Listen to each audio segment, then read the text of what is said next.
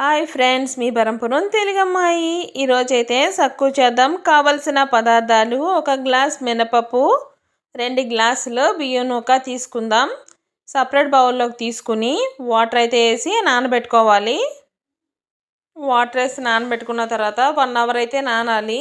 బియ్యం నూక అయితే సన్నంగా చేసుకున్న నూక అయితే చాలా బాగుంటుంది. నేనైతే ఇంట్లో చేసి రెడీ చేసుకుని ఉంచుకున్న బియ్యం నూక అయితే నానబెట్టుకుంటున్నాను. మినపప్పు అయితే నానిపోయింది, 1 అవర్ అయింది కదా, నానిపోయింది. ఇప్పుడు గ్రైండర్లో వేసి ఇడ్లీ రుబ్బులాగా అయితే రుబ్బుకుందాం. రుబ్బు కూడా నలిగిపోయింది. ఇప్పుడైతే నూక కడిగి పక్కన పెట్టుకున్నాను కదా, అదైతే గ్రైండర్లో వేసి నేను కలుపుకుంటున్నాను. అది మీ ఆప్షన్, సపరేట్ బౌల్లో కూడా తీసుకొని కలుపుకోవచ్చు.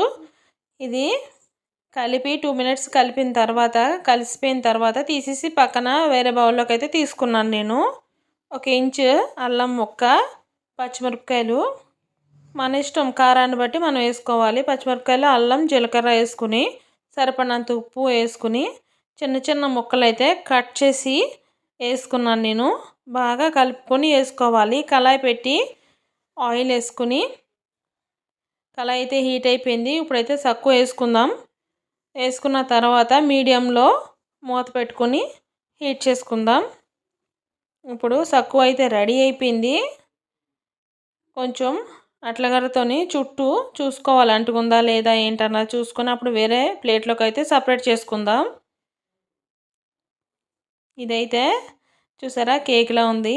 ముక్కలు అయితే కట్ చేసుకుందాం. మన ఇష్టమైన సైజులో కట్ చేసుకోవాలి. చాలా టేస్టీగా ఉంటుంది, చాలా స్మూత్గా ఉంటుంది. ట్రై చేసి చూడండి. నచ్చితే లైక్ చేయండి, షేర్ చేయండి, సబ్స్క్రైబ్ చేయండి. ఇదైతే ట్రై చేసి చూడండి.